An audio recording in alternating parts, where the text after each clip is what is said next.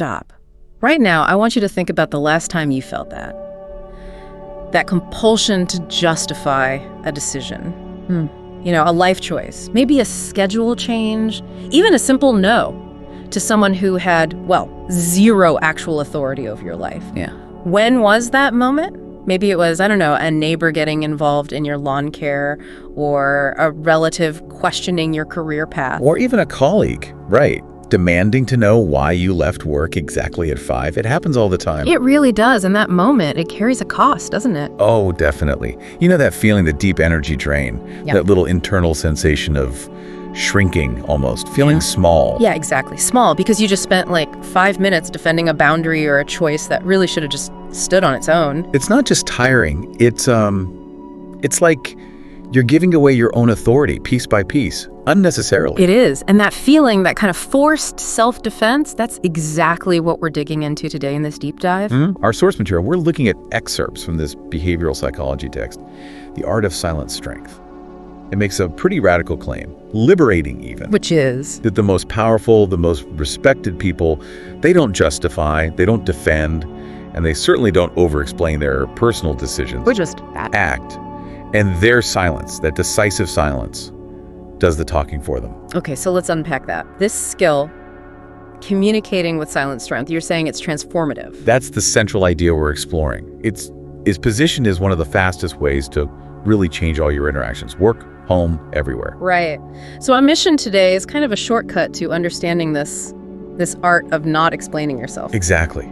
Because true power, the sustainable kind, it comes when you no longer need that external pat on the back for your own choices, your own autonomy. So it's deeper than just being assertive. It's about shifting where your validation comes from. Precisely. Moving it from out there. Yeah. Teeny here. Internal trust over external approval. Got it.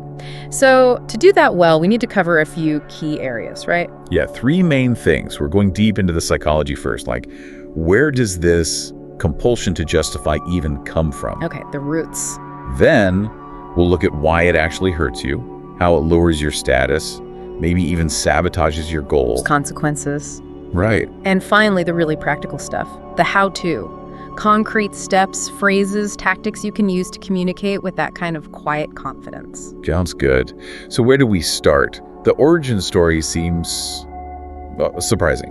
Why do we feel this need, even as capable adults? Yeah, why do we feel like we need to give a whole presentation for a simple decision? Well, the source material points pretty directly, and maybe surprisingly simply, back to childhood, to conditioning. Okay. It argues that this need to explain isn't innate. It's a learned response, a really deep neural pathway carved out when we were young. So let's explore that origin story a bit. You mean every time a kid was asked? Why did you do that? Yeah, by a parent, a teacher, after they did something, could be good or bad, doesn't matter. They learned something from that question.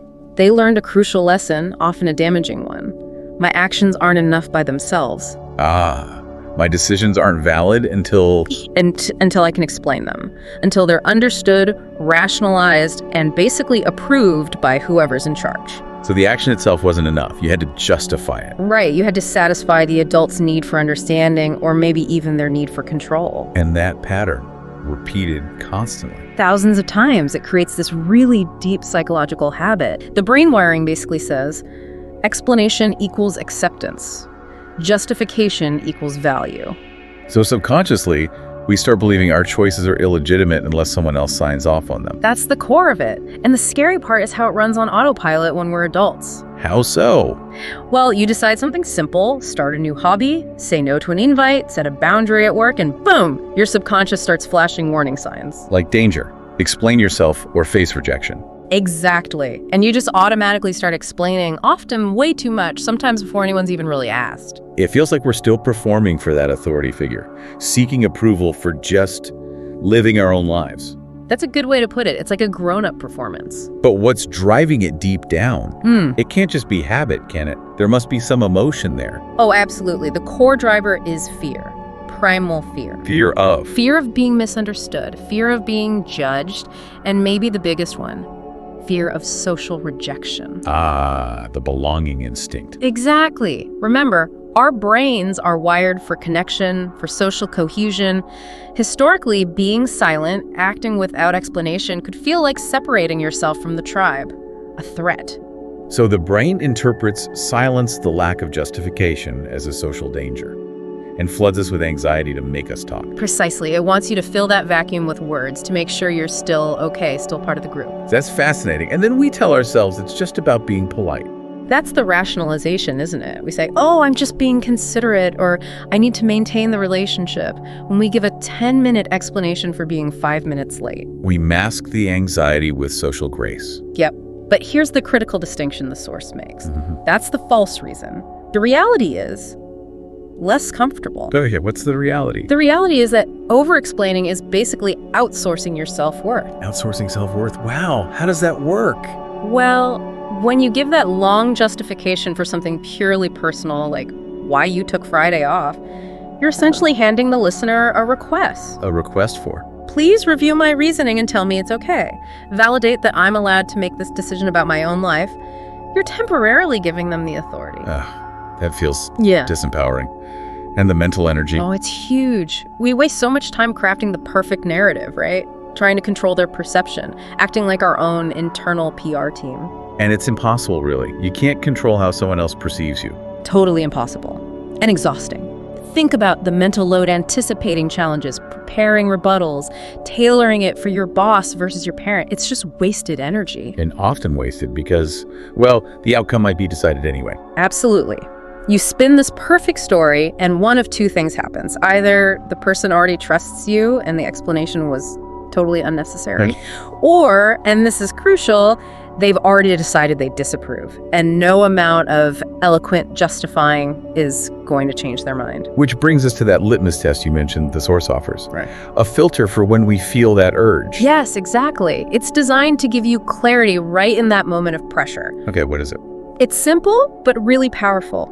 The people who truly matter, the ones who respect your autonomy, they don't need your explanation. And the people who need your explanation, the ones demanding details, pushing you, they usually don't matter to your core well-being, or at least their opinion shouldn't dictate your choices. So you're often performing for an audience that either already gets it or never will. Precisely. They either trust you or they won't, regardless of your defense. Understanding that is key. Okay, so we understand the internal roots, the psychology. Now let's talk about the external cost. You said over-explaining lowers your status. It does. Every time you offer an unprompted explanation or go into a long justification, it subtly shifts the power dynamic. It's perceived, often unconsciously, as a kind of submission. A status downgrade. How? Because the person explaining is implicitly signaling that the listener has the authority, the right to judge the decision that was just made. So you're handing them the judge's gavel, basically, temporarily. Exactly. You elevate their status by giving them jurisdiction over your thought process. Over-justifying becomes this subtle way of asking for permission after the fact. Retroactive permission seeking. That makes sense. You see the opposite with strong leaders, right? But definitely. Confident leaders state decisions. This is the new policy. We're moving in this direction.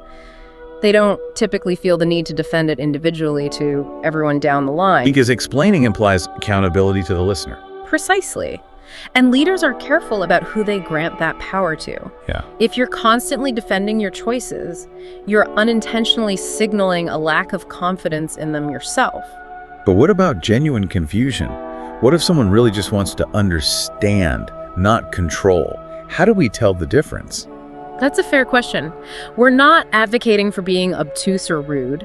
The source material really emphasizes looking at the intent behind the request for explanation. Okay. People seeking power, or those who are manipulative, they can often sense that desire for approval when you start over-explaining. They detect vulnerability. I'm that. The dynamic shifts. You become someone they realize they can potentially control, maybe just by withholding approval or hinting at disapproval. So they learn to push your buttons. Exactly. This is a classic tool for manipulators. They condition you to feel guilty if you don't explain everything. They use subtle cues, the sigh, the look of disappointment, the classic line. I just want to understand why. Why you're making this so difficult. Right. They weaponize your own desire to be understood against you. Wow. They know if they can trigger that guilt, you'll likely start justifying, and in that moment, they gain relational control. So we need that boundary rule you mentioned. Absolutely. We have to internalize this. Their discomfort with your personal decision is not your responsibility to fix. Their confusion, especially if it feels manufactured, is not your emergency. You don't owe everyone a detailed map of your inner world. That's huge. And if that external power drain wasn't bad enough, this habit can actually sabotage our own goals. That seems counterintuitive. It really does, doesn't it? We think sharing our goals builds excitement, rallies, support. Yeah, builds momentum. But often, explaining goals prematurely is just a sneaky form of procrastination. It feels like preparation, but it's not. How so? Think about it. Who spends more time talking about their detailed plans, their vision, their strategy? The over-explainers. And who actually gets stuff done? Often it's the quieter ones, the ones who just execute. Okay, you mentioned a dopamine trap earlier. Let's get into the neuroscience. Why does telling people kill the motivation? It's a fascinating brain quirk. When you announce your big plans, I'm gonna run a marathon, I'm launching this amazing business, your brain gives you a hit of dopamine. The feel-good chemical. Right, you get the social recognition, the encouragement, the wow, that's great. You feel like you've already accomplished something. Your brain mistakes that external validation, that social buzz, for actual progress. It's like getting the reward before doing the work. Exactly. It's like smelling the cake instead of baking it. The pleasure is there, but zero effort was expended. And that dopamine hit. It satisfies the drive. It can, yeah. That initial motivation boost gets spent on the telling, on the social performance, instead of being saved for the actual, often difficult, unglamorous work required to achieve the goal. Wow. Okay, and there was a second way it sabotages goals. Inviting doubt. Yes. Every time you lay out your goal in detail, you're essentially sending out an open invitation for people, skeptics, worriers, even well-meaning friends to poke holes in it. They have you thought about questions? Yeah, exactly. Have you really considered the risks? What if it doesn't work out? Are you sure you can handle that? Suddenly, you're spending all your energy defending your choice instead of pursuing it. And their doubts can become your doubts. They absolutely can. You risk letting other people's fears or lack of vision contaminate your own clarity and resolve.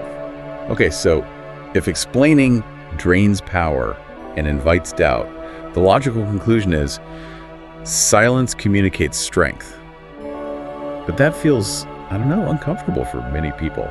How does this source define what silent strength actually signals? It signals self-possession, confidence, and critically, an internal locus of control. Meaning the person who stands by their decision without a lot of fanfare, without needing to justify it, demonstrates that their authority comes from within. They aren't looking outside for reassurance. Their validation isn't required from the listener. Exactly. It's the ultimate message of ownership. You say, I've decided to move, and then you pause. That silence communicates, I own this decision. Your approval is nice, but not necessary for my conviction. And you said that kind of self-possession is magnetic. It really can be, because it's rare, isn't it?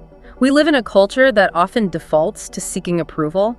When someone is solid in their choices, people notice that strength. And practically speaking, there's the energy aspect again. Right, energy preservation. Every word you don't spend justifying is energy you can spend executing. Silence allows for more speed, more precision in action. Okay, but let me push back a little here. Isn't there a risk? Doesn't silence sometimes just come across as arrogant or cold, maybe even passive-aggressive? That's a really important question, and the source does make a distinction. We're talking about silent strength, not cold rudeness. That's the difference. Delivery. True silent strength is usually paired with calm, concise communication, not aggressive avoidance or stonewalling. Arrogance is often loud. It's an outward projection trying to cover insecurity. Silent strength is more about an internal stillness, a quiet confidence. And if people misinterpret it as cold? The source suggests that the people who perceive calm silence as coldness are often the ones who are used to demanding or receiving a lot of explanation and emotional labor from others. Your silence disrupts their expectation. So the silence itself can act as a kind of filter. Absolutely. Think of strategic silence almost like a vacuum. When you calmly refuse to fill the space with justifications, it forces the other person to reveal more. How so? They have to show their hand. Is their question coming from genuine concern, I'm worried about you? Or is it really an attempt to control or influence, I need you to do X, and your decision interferes? Their reaction to your silence tells you a lot. It makes their agenda more transparent. It really does. It becomes a respect filter. People who genuinely respect you and your autonomy will usually accept your decision without needing a thesis defense. And those who don't. People trying to control you or those used to managing situations through interrogation, they'll likely get frustrated by your refusal to justify. And that frustration, that's valuable data about the relationship dynamic. Which brings us back to who actually deserves an explanation. If silence is the default, when do we open up? The sources are pretty clear on this. Anyone who acts entitled to your reasoning, who demands it, probably reveals a lack of respect for your autonomy right there. They're operating from a place of control. Often, yes. They believe your personal choices are subject to their review and approval. That kind of dynamic doesn't really warrant the vulnerability of a full explanation, because they're looking to judge, not necessarily to understand. And you mentioned projection earlier, that sometimes the questioner is just insecure themselves. Very often. Someone who constantly needs consensus for their own decisions might feel uncomfortable, even threatened, by your ability to decide confidently and act independently. So their probing questions might be more about their discomfort with your independence than genuine concern for you. Exactly. And you don't owe someone an explanation just because your autonomy makes them uneasy. So who does get the explanation? The people who trust you. Pretty much. People who genuinely care, who have built a foundation of mutual respect with you, will generally extend trust. They trust your judgment even without a detailed defense. Real relationships are built on that trust, not constant validation seeking. That's the core idea. If someone consistently requires you to justify your existence or your choices, their opinion probably shouldn't carry the weight you might be giving it. Okay, this all makes sense psychologically, but let's get tactical. That compulsion to explain is a strong habit. We need tools to break it. How do we actually master this art of the non-answer? Right. It starts with ditching the long justifications and adopting what the sources call complete sentence responses. Short, clear phrases. Master phrases. Like what? Things that acknowledge the person without giving away your power or inviting debate. Simple things like, I appreciate your concern, or that's not going to work for me. Or even just, I've made my decision. Exactly. Or I've thought this through and this is what I'm doing. Short, definitive. And the delivery is key here, right? No apology. Crucial. No apologetic tone, no umming and ahhing, no hedging, like, I'm sorry, but, or this might sound weird, but. Just state it clearly. And then, silence. Yes. Confident, comfortable silence. That silence acts like punctuation. It signals the discussion on that point is over. You're waiting for acceptance, not negotiation. But what if they push? Because some people will definitely push. They will. And that's where the redirection technique comes in. It's about turning the spotlight back on them. Okay, how does that work? So if someone presses, but why can't you do that extra project? I really need to understand. Instead of explaining, you gently toss the question back. Yeah. Why do you ask? Or what specifically concerns you about that? Or what part of no is unclear? Okay, maybe not that last one, unless you're really pushed. Right. But the idea is to make them articulate their motive. Exactly. It forces them to reveal their underlying agenda or assumption. They might have to admit, well, I was hoping you to cover for me, or I'm just worried about X. It shifts the burden of explanation off you and often exposes their self-interest or projection. Before you've had to defend yourself at all. Smart. It is. And related to that is consciously using silence itself as a tactic. Because it creates pressure. Immense pressure. Most people are deeply uncomfortable with silence in conversations. So when you state your position clearly, I can't do that, and then just stop talking. The pressure immediately shifts to them. Right. And you will feel that internal pull, that urge from the old conditioning to fill the void with justifications, explanations, apologies. That's the critical moment. That's the moment to resist. Yes. Breathe, count to 5, maybe 10 internally. Just let your simple, clear answer stand. Don't fidget. Let them break the silence. And their reaction tells you something again. It tells you everything. If they respect you, they'll likely accept it and move on. If they push, probe, get agitated, they reveal their agenda, and you've learned something valuable while holding your ground, often just by staying quiet. This ties directly into boundaries, doesn't it? The idea that they're not up for debate. Absolutely fundamental. The sources hammer this point. Boundaries are announcements, not negotiations. They require zero justification. The moment you explain why you have a boundary, You turn it into a debate. You signal it's potentially changeable if they argue well enough, why you need downtime, why you can't work late. The reason isn't the point. The boundary is the point. So I can't do that is a complete sentence. I'm not available then. Needs no appendix. That's silent strength in boundary setting. Again, people who respect you and your boundaries will accept the no or the limit. And those who demand the why. They don't respect the boundary itself. They're looking for weaknesses, loopholes, ways to guilt you into changing it. And enforcing the boundary. How is that done silently? The real strength of a boundary isn't in how loudly you announce it, but how consistently you enforce it, often silently. Meaning?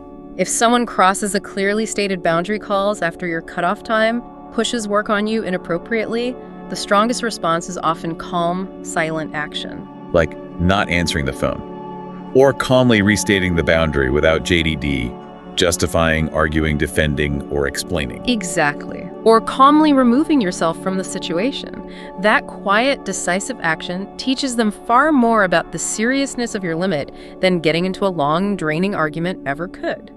Okay, let's bring this home. How does this look in different areas of life? Say, at work. Right. When your professional choices get questioned. In professional settings, the key mantra is, let results speak louder than methods. Elaborate on that. People who are constantly explaining how they work their process, their long hours, their detailed strategy are often subtly seeking reassurance or permission. Whereas People who quietly focus on delivering the results demonstrate competence and authority. Their work does the talking. So if someone questions your approach, Redirect to outcomes. A simple, calm, let's evaluate based on the results, or the report will be ready Friday and we can review the impact then. It shifts the focus from justifying your process to demonstrating your effectiveness. you build a reputation for delivering, not explaining. Exactly. You explain when necessary for collaboration, of course, but not just to satisfy curiosity or audits from people outside your direct line of accountability. Makes sense. What about personal relationships? Family, partners? That feels harder. It often is the hardest place because the emotional history and expectations are so deep, but the principle holds. Practice those short, definitive statements. Without the 10-minute defensive preamble. Right. Your loved ones, ideally, should operate from a baseline of trusting your judgment. So if you decide to, say, drop a long-time commitment, A simple, I've decided to leave the committee, I need that time back for other priorities, should be enough, then stop talking. and if they push for the why. If they trust and respect you, your decision should stand. If they demand an exhaustive breakdown, the issue might be less about the decision itself and more about the underlying trust or maybe control dynamics in that relationship. Okay, and those awkward social situations, the nosy questions. Ah, yes. Master the pleasant deflection. The goal is polite refusal to provide unnecessary information. Give me an example. Someone asks, why aren't you drinking tonight? Instead of a long story, just a simple, warm, just not tonight, end of story. Why did you quit that great job? Felt like time for something different. Again, polite, closes the door, gives nothing away for them to analyze or judge. It acknowledges the question without answering the implicit demand for justification. Precisely. And if they push further, but what are you doing? You can use that redirection. Oh, thanks for asking. What's new with you? Turn the focus back. It highlights their potential intrusiveness without being rude. This all sounds very empowering, but we need to talk about the cost. There is a consequence to adopting this, isn't there? It's not all easy. No, it's not. And it can be painful initially. Right. The main cost is this. You likely will lose some relationships. Which ones? The ones that were built primarily on your compliance, your willingness to explain and justify everything, your manageability. When you stop being easily manageable, some people won't like it. They might see you as difficult now. Exactly, or uncooperative, or cold. But the sources argue this is actually a good thing, a necessary filter. A liberation. Yes, because those were likely conditional relationships anyway, dependent on you playing a certain role. Silent strength filters for people who respect you as an autonomous adult. So you trade being liked by everyone Which requires constant explaining and performing. for being respected by the right people. That's the trade-off. You have to accept that some people will misinterpret your quiet confidence. They've confused constant explanation with kindness or connection. But people who have their own internal strength will recognize it. They usually will. They'll see your silence not as arrogance, but as self-respect. They operate the same way. Okay, so the final hurdle, the real mastery, seems to be getting comfortable with being misunderstood sometimes. That's often the hardest part. Truly accepting that some people will create negative stories about you because you refuse to perform or explain, and realizing that their story is not your problem to fix. That's huge. Releasing the need to manage everyone's perception. It is. It's the end of living your life for an audience. You accept that you might be the villain in someone else's narrative, and you find peace with that because you are secure in your own truth. It's understanding that being fully understood isn't a right everyone has to your inner world. Exactly. It's a privilege you grant selectively to those who've earned that trust. You protect your energy, your focus, your inner world from those who haven't or those who might just misuse the information anyway. And the ultimate gain from all this hard work. Peace. Profound peace. The peace of not constantly performing. Yes. The peace of not explaining, not justifying, not defending your right to exist or make choices about your own life. That quiet internal freedom, that's the ultimate form of self-respect. It's letting life on your own terms. #outro. So that brings us to the end of our deep dive into this art of silent strength. We've seen how the need to explain often starts way back in childhood, driven by a fear of rejection. Yeah, and we've unpacked how it actively drains your power, lowers your status, and can even sabotage your goals through things like that dopamine trap. Right. And crucially, we learned that silence, used effectively, communicates confidence, self-trust. And that key idea, the people who matter trust you. The ones demanding explanations often reveal more about their own need for control. So now it's really about the listener. It's about that moment of choice. Because the next time someone asks you to explain yourself, you will feel it, that old, intense urge to launch into the lengthy justification, the approval seeking. You know the psychology now. You feel that pressure point. You have the tools, those master phrases, the redirection technique. The question is, what are you going to do differently next time? Will you actually take that breath? State your decision simply, calmly, maybe use redirection if they push, and then just let the silence do its work. Because that conscious choice to not explain, that's where the real transformation clicks in. That's where you start reclaiming your self-authority. Absolutely. And look, we really hope this deep dive has given you some practical tools for that journey.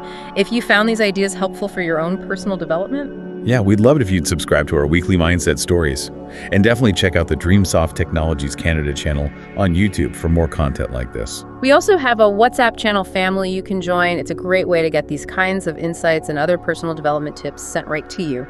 Easy way to stay connected. Please do like this deep dive if it resonated, and leave a comment.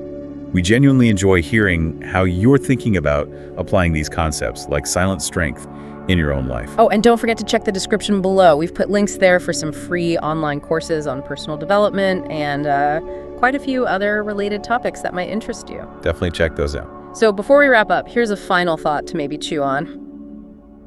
If your decisions and your worth no longer need constant external explanation, what else in your life have you been maybe conditionally accepting or unnecessarily performing for an audience you didn't even realize was watching? That's a powerful question. Remember, your power lives in your silence. Go claim it.